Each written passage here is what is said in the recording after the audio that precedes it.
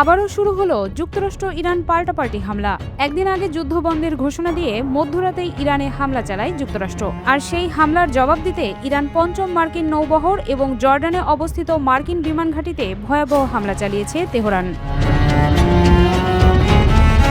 ইরানের ইসলামী বিপ্লবী guard IRGC বলেছে, দেশটির দক্ষিণাঞ্চলে যুক্তরাষ্ট্রের হামলার জবাবে তারা বাহরাইনে মার্কিন পঞ্চম নৌবহর ফিফথ ফ্লিটকে লক্ষ্য করে ড্রোন হামলা চালিয়েছে। ইরানের রাষ্ট্রীয় সংবাদ মাধ্যমের খবরে এ তথ্য জানানো হয়েছে।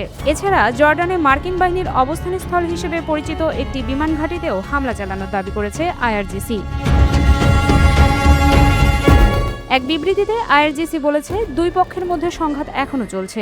একই সঙ্গে তারা হুঁশিয়ার করে বলেছে, যুক্তরাষ্ট্রের সামরিক আগ্রাসন অব্যাহত থাকলে আরও কঠোর জবাব দেওয়া হবে।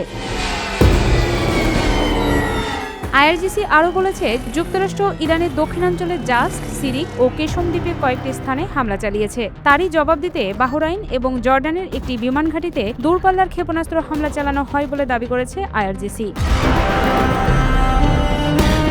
আইআরজিসির বিবৃতিতে বলা হয়েছে, তাদের ছোড়া ক্ষেপণাস্ত্র বিমান ঘাঁটির 4টি গুরুত্বপূর্ণ স্থাপনায় আঘাত হেনেছে এবং সেগুলো ধ্বংস করেছে। এর মধ্যে আছে F-35 যুদ্ধ বিমানের হ্যাঙ্গার এবং একটি প্রধান কমান্ড ও কন্ট্রোল কেন্দ্র। আইআরজিসি এ ক্ষেপণাস্ত্র হামলাকে বড় আকারের প্রতিশোধমূলক অভিযানের একটি ধাপ হিসেবে উল্লেখ করেছে।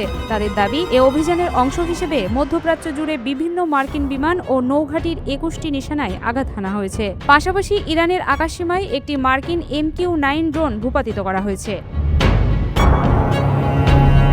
এদিকে হরমুজ প্রণালীতে মার্কিন সামরিক হেলিকপ্টার বিধ্বস্ত হওয়ার ঘটনায় মঙ্গলবার ক্ষুব্ধ প্রতিক্রিয়া জানান ডোনাল্ড ট্রাম্প। এরপরই মধ্যরাতে ইরানে হামলা করে যুক্তরাষ্ট্র। অথচ তার একদিন আগেই যুদ্ধ বন্ধের ঘোষণা দেন ট্রাম্প। শুধু তাই নয়, নেতানিয়াহুকে সাফ জানিয়ে দেন, ফের ইরানে হামলা করলে ইসরায়েলকে সেটা একা সামলাতে হবে। তারপরও যুক্তরাষ্ট্রের এই হামলা ভিন্ন কিছুর ইঙ্গিত দিচ্ছে বলে মনে করেন বিশ্লেষকরা।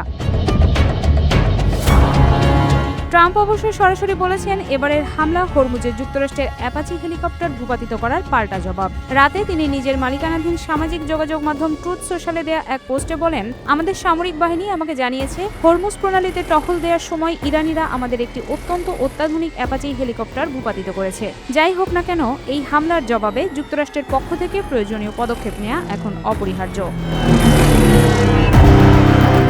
এদিকে ইসরায়েলের সেনাপ্রধান আয়াল জামির কঠোর অবস্থানের কথা জানিয়ে বলেছেন, নির্দেশ পেলে ইরানে আবারও জোরালো হামলা চালানোর জন্য ইসরায়েল প্রস্তুত রয়েছে।